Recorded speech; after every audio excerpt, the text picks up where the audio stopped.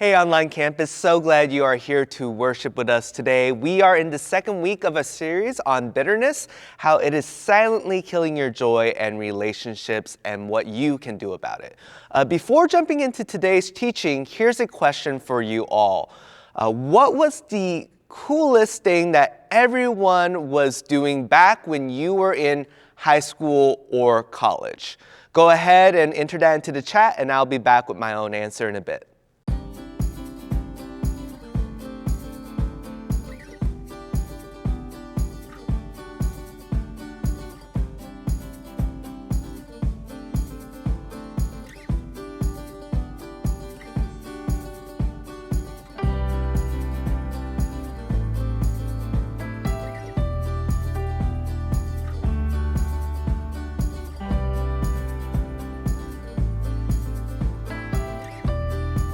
Okay, so here's my answer to that question. In the year 2013, Yik Yak took over my college campus. Now, if you're wondering what Yik Yak is, that was an app that allowed users to post anonymous messages that could be viewed by those within a 5-mile radius. Now, according to its founders, the point of Yik Yak was to provide a space for people to be authentic and to connect with others. But see, the thing is, we were college students, so at Azusa Pacific University, Yik Yak wasn't about being authentic. It became a tool for talking about the people we thought were cute in chapel, or for posting Bible verses ironically, or it was even to just lament the fact that at Azusa Pacific, we did not have enough parking spaces.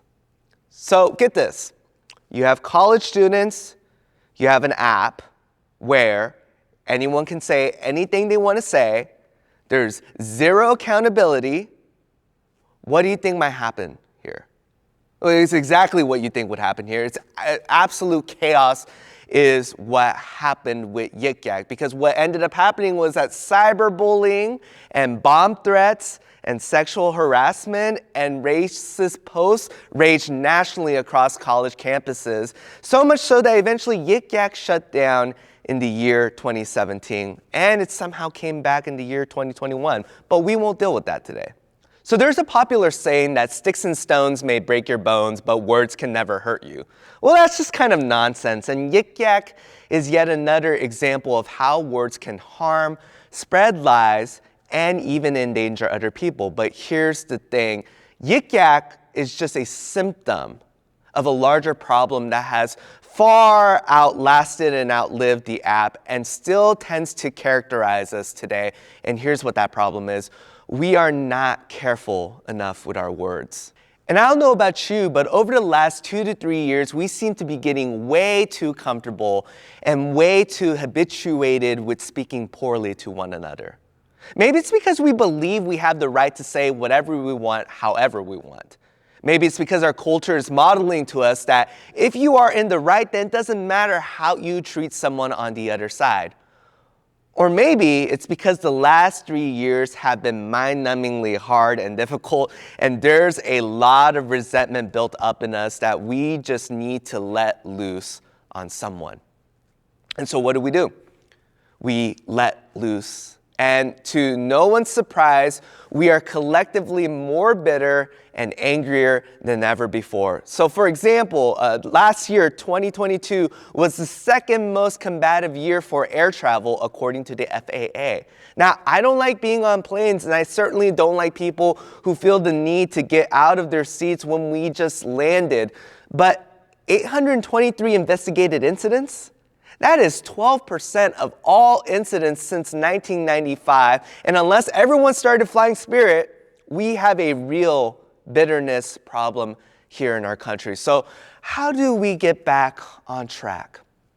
Well, according to James, the first step is to start paying attention to what comes out of our mouths. If you're wondering who this James guy is and why we should listen to him, here's why. James was Jesus' younger brother, and honestly, I think that alone qualifies him to speak on bitterness, because I don't know about you, but James was probably irate being asked for the millionth time, why can't you be more like your brother Jesus? And having to explain for the millionth time over and over again, it's because I'm not God. But James was more than just the underachieving sibling. He was also an apostle and one of the most important leaders of the early Christian movement. In fact, he was so important, he even got a cool nickname, James the Just. And during James's time, in his day, there was this socioeconomic injustice that was causing a lot of tension within the church. Favoritism was being shown to the rich, the poor were being neglected and treated as second-class citizens, and overall, just over time, there was this hostility that grew between the haves and the have-nots, and it's not too difficult to imagine that at some point, words were being tossed back and forth between folks, and what was being said was far from kind. And so in response, James writes this: "The tongue is a small part of the body, and it makes great boasts. Consider what a great force is set on fire by a small spark. The tongue also is a fire, a world of evil among the parts of the body. It corrupts the whole body, sets the whole course of one's life on fire, and is itself set on fire by hell." James 3:5-6. When I was a kid, I used to love playing with fire. I would take the biggest stick I could find, light it, and fight my friends because that's the closest thing we could get to firebending on a budget. But this one time, a spark caught on my shirt because this kid hit me, it burned me. And that day I learned something, that if you play with fire, you will get burnt. And your parents will yell at you for doing the thing they told you not to do and for ruining that new shirt they just got you. This is hypothetical. Okay, I did burn the shirt. Anyways, James is saying the same thing about the uncontrolled tongue. That if you aren't careful with your words, you will get burnt. It might feel good to say exactly what you want to say. In some cases, you may even be 100% in the right, and everything you dished out might be true. But James warns us that speaking from a place of bitterness is like lighting your words on fire and then launching them at other people. And the thing about fire is that it doesn't stay put where you targeted it to go, but it spreads. And similarly, we can easily lose control of our bitterness, and suddenly the very thing that was meant to harm that person over there can easily end up burning those we never meant to target, including ourselves. And just in case we underestimate the danger, James warns us that the flames we light our words with comes directly from Gehenna. Now, to get the full weight of James's theological statement there, go check out our message on hell. But for right now, I don't want you to miss this. Unchecked words aren't just unpleasant. They aren't just mean and cruel, but according to James, we participate in creating more hell on earth when we let our bitterness run loose. And this is a serious problem for anyone, but especially for those of us who follow Jesus. Because part of what it means to be a disciple is to faithfully represent the one whom we follow to the rest of the world. In other words, people should be able to observe our lives and from watching us learn something about who God is. But what are they learning from us if we can't even do the bare minimum of taking care of our words? What does it say about God if we ourselves are impulsive, rash, critical, and lack restraint in our bitterness? For James, when we sound off without a second thought, we give off a false impression of who God is, and worse, we fail to live into our own identity. James puts it this way: with the tongue we praise our Lord and Father, and with it we curse human beings who have been made in God's likeness. Out of the same mouth come praise and cursing, my brothers and sisters. This should not be. Can both fresh and salt water flow from the same spring, my brothers and sisters? Can a fig tree bear olives or a grapevine bear figs? James chapter 3, verse 9-12. And to answer James's question, that answer is no. Apple trees cannot produce oranges. A brackish well can't give you fresh water. And I don't care what anyone says, the original House of Pancakes can't offer you an affordable meal, because in each case, it goes against their very identity. And yet James points out that we Christians are doing the impossible. We're singing about the reckless love of God on Sunday and then turning right around on Monday to hurl reckless words at our neighbors. And the problem is that this sort of behavior goes completely against who Jesus has freed us to be. We are free to bear good fruit. We are freed to produce fresh water. We are free to partner with God in setting the world right again. And so for James, it is wildly inappropriate for us to operate as everyone else does when it comes to our words. Because as followers of Jesus, we are called to be a blessing to the world.